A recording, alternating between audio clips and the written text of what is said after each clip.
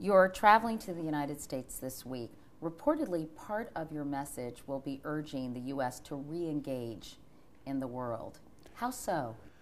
I think the United States is more engaged than it was 2 or 3 years ago. If you look at Iran and what we're trying to do together on that, if you look at President Bush's intervention at the NATO summit, wanting more European countries to join, if you look at what the different candidates for presidency are saying about the environmental debate for the future, what I'm really saying is that if we're going to build a world that meets the needs of America, Britain and other countries, we're going to have to find the shared values we hold in common and then build new institutions for the future that can meet the climate change challenge, can deal with early warning where there's financial crises as we've had in the last few months, can deal with the problems of conflict and stability and reconstruction. Are you concerned that trust in the United States and the United States' reputation worldwide has been so damaged and trust has been eroded so much that many countries won't want to re-engage? No, because what unites us in the end is shared values. The belief in liberty and freedom and the sense that we can together work for justice is common to the people of the United States of America and the peoples of Europe and many other parts of the world. Tony Blair stood solidly with President Bush on Iraq and in Afghanistan.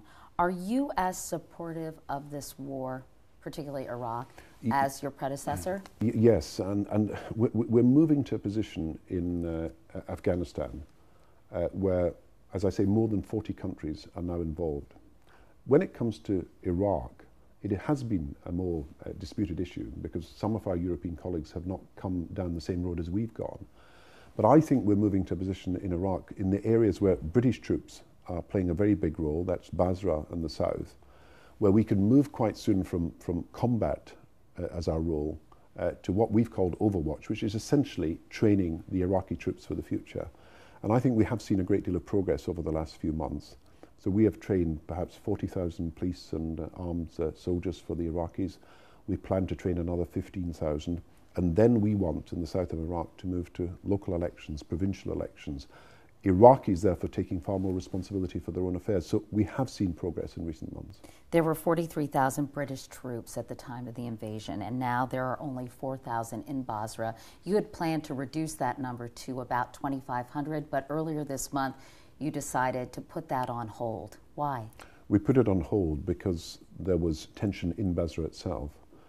President Maliki had brought his own troops in, asserted power against the militias. We wanted to make sure that the situation was stable again before we reduce our troops. Our plan is to reduce the numbers as we've announced over a period of time. But the role we're playing is already quite different. We're already training the Iraqi forces, training the police and training the armed forces. And we are putting a huge amount of effort into economic reconstruction so that Iraqis have a greater stake in the future. And at the same time, if we can move to local elections and persuade people who might have thought being part of militias was an important way of determining the future, then actually the way of the future is democracy and government, then I think we'll be achieving all the aims that we've set out to achieve. Do you have a timetable for a complete withdrawal? No, I've never given a timetable because I don't think it's right to do so, because a lot depends on the military decisions on the ground, about the advice we get from our commanders and about how they see the situation. But our path is clear, that we want the Iraqis to take more control over their own affairs. And just as General Petraeus has pushed out Al-Qaeda in so many different areas of Iraq by the surge that he was master of over the last few months, so too what we want to see in Basra is local people taking democratic control over their own affairs and pushing out the militias.